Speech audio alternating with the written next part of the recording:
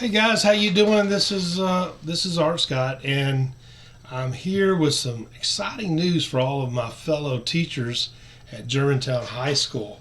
Microsoft has some really cool new additions to some Microsoft apps, so we can prepare our English language learning students so much better.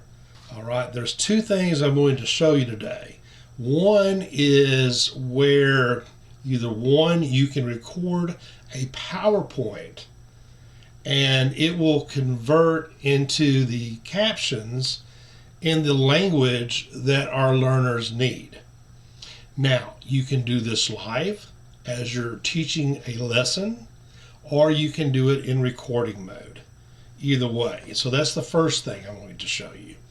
The second thing I'm going to show you, and this would be more for our social studies, our ELA teachers, is you can use Immersive Reader, one, where the child can have the material read to them in English.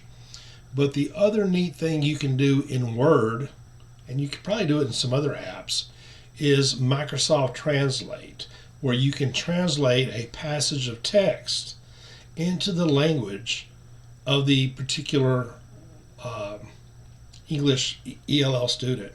So we got some exciting things to show you, and hopefully you'll enjoy them. So hang on a second, let me get my microphone or my computer's going, and I'll show you how we do some of this really cool stuff. Okay, hold on. Okay guys, so right now I'm in PowerPoint, and I've got a PowerPoint lesson that I'm getting ready to record or do whatever. Maybe I'm going to present it in front of my class, but I want my students of non-English speakers or non-native English speakers, or those that might need a little bit more help. I want them to understand the technical content. And of course, chemistry is so easy that everybody can get it, right? Okay, but anyway, so I've got my PowerPoint, I'm ready to go. So I'm in slideshow, right? And what I'm going to do is I'm going to come over here to Captions and Subtitles, and I'm going to click that. All right, and then I'm going to say I always want to use subtitles when I present for my English language ELL learners. Okay, then I'm going to go to my subtitle settings, and let's say I want to do Arabic. Yeah, Arabic. Or let's see what other languages I can do. I can do Afrikaans, Bangladesh. I can do Chinese, Chinese traditional, simplified, Croatian. Yeah, we've got some Tagalog. I think they've got Tagalog, Norwegian. Yeah, Russian, Samoan, Serbian, Ukrainian. We've got what we need to do to support our learners. But I'm going to do Arabic because I've got a bunch of them. Make sure your microphone is on, and I'm going to use this microphone I'm using now. And if you're presenting to a class, you'll have to be near your laptop or find some way to where you've got some sort of microphone so the computer can pick up what you're saying. But it's not going to be that difficult, okay? So anyway, I've got my subtitles on. I've got my type of subtitles I want to use, and I'm going to put them at the bottom. We're ready to go. So I'm going to present, and you'll see what I'm talking about in just a second.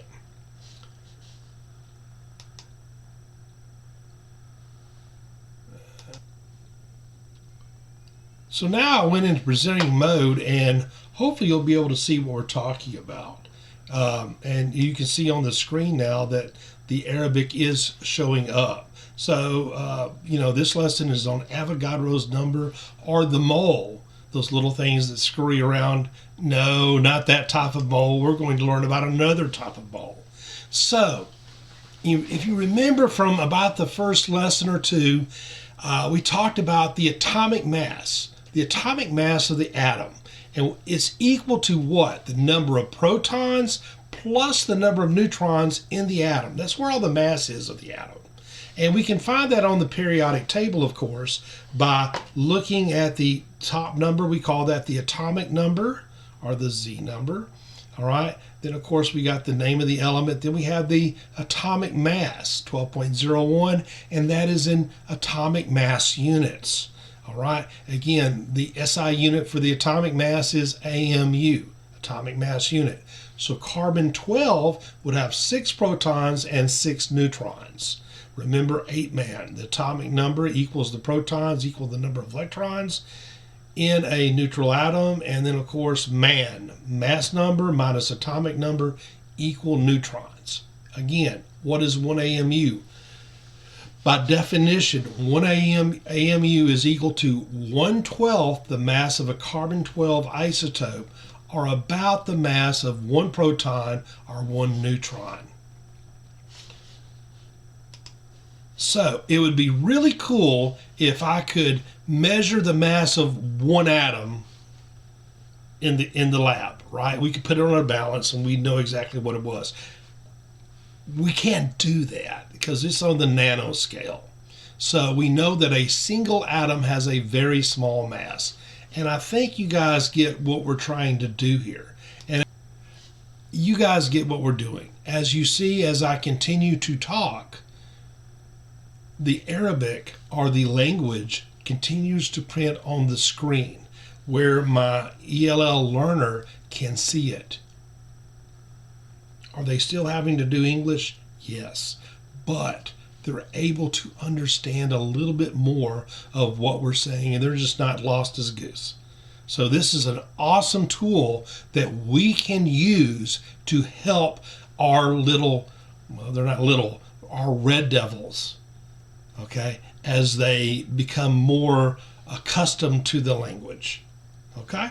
So that's one thing that I wanted to show you in Microsoft, and it's so easy to use. You go into the I'm going to go ahead and end slideshow. You go into the slideshow on the ribbon, and then just click on Captions and Subtitles. Select your subtitle, select your language you want it to be subtitled in, and there you go. And you can do that live, or you can do that in a recording. So again, just an awesome, awesome, awesome tool. So next, or wait, there's more. I'm going to show you about how you can help some of our English language learners read, especially text, okay? The next cool little tool I want to show you is something I would envision this would be for any subject that there has to be some reading in. Especially English language, social studies, there's got to be some reading. And you know, some of these people that have been in the States, 3 or 4 weeks, they may not have the command of the English language as much as some of us do, right? So, and I love to read, especially when I was younger. One of my favorite books, and I had to read it in school, and I think we have to read it in Tennessee curriculum, I'm not for sure, but Animal Farm. Outstanding books. And so I think it's in the public domain. Anyway, I found it online and I cut and pasted into this Word document. So you could do this for, you know, some of our learners. So we have Mr. Jones of the Manor Farm had locked the hen houses for the night, but he was too drunk to remember to shut the pop holes with the ring of light from his lantern. That's great. I halfway can read some English, right? Well, what if I couldn't? Okay, so there's a couple ways. What if I'm really not good? Maybe I need some help reading, right? So I'm going to come over here, and what I'm going to do is I'm going to select that. Okay, and let's see. There's a couple of things. I'm going to go to Immersive Reader, and let's see what we've got here. Read aloud. Oh, maybe it will. There we go. Mr. Jones of the Manor Farm had locked the hen houses for the night, but was too drunk to remember to shut the pop holes. With the ring of light from his lantern dancing from side to side, he lurched across the yard, kicked off his boots at the back door, drew himself a last glass of beer from the barrel in the scullery, and made his way up to bed. That's cool. I can even do syllables. And again, this is awesome for, I can go one line at a time, you know, or as I read through there. Okay, I can change the page color. I can, there's all kinds of neat things in there. I can even do both syllables. All right, there we're breaking down major, the prize middle white boar, right? So that's Immersive Reader. But wait, there's more. So I'm coming from a English language background, or non-English language background. And so what I'm going to do is I'm going to click up here to review. Okay, and no, I'm sorry, view. So I need some, oh, I'm sorry, it was where I was at review. Read aloud. I could read aloud that way, but we did Immersive Reader. Translate. All right, so I'm going to translate a section, a selection. So I'm going to select this selection right there. Now let's just do the whole page. And I'm going to, let's see what language is. So proofing language, we don't want to do that. So I'm going to go to translate. And I'm going to say translate selections. But first I'm going to click my preferences here, right? So what language do I want to translate in? Let's see. We did Arabic already. Let's do Cantonese. Ooh, Cantonese. So we're going to translate that into Cantonese. I'm going to hit translate selection. Let's do it. And let's see what happens. Oh, nothing.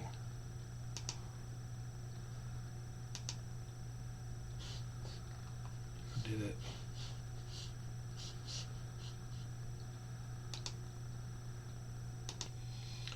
So now I'm ready to do it. I turn on my translator. I'm going to go from, well, whatever it is, to Chinese, literary Chinese. Let's see what happens. So I click translate.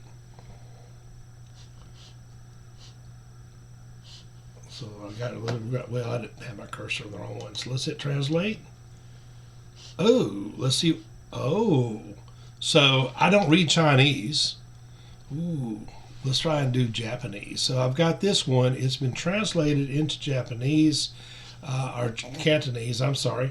So we can see it wherever it is, what it's supposed to be. So I can go back here, and so what I could do is I could put both documents side by side for my learner so they could see what's going on. So I'm going to go Microsoft that way. I don't have a Microsoft keyboard, so it's hard to do it. But I could go just like this, and just go just like that. And so now they're side by side, so they can go back and forth. Let's see if we can do Japanese. How about that? I know, Mr. Yeah. See if we're even close. And of course, all of us have Japanese. Let's see if we can do Japanese. So we're going to translate into Japanese. Mr. Fraser, is that close? So now I've got this in Japanese. So if I have someone that just came from Japan and they can speak some English and read some English, but they're just got here. So maybe we can get this to where they can help them, assist them as we teach them the English language, as we teach them our content. And again, these are free. We've already got them. So these are tools for us to use to make our kids the best that they can be. I want to save that. So guys, this is Art Scott. I'm in B104 Scott AL1 at SCSK12.org. Well, some of you got my cell number. I'm on Facebook. Message me if you need some assistance with some of these supports for our ELL students, really for our special needs students. Immersive Reader would be awesome for them. Some of our struggling readers, use it. Show them how to use it, and they'll have it for the rest of their lives. So if you need some help doing some of these, just let me know. I've got second period planning. But other than that, this is Coach Scott saying toodles.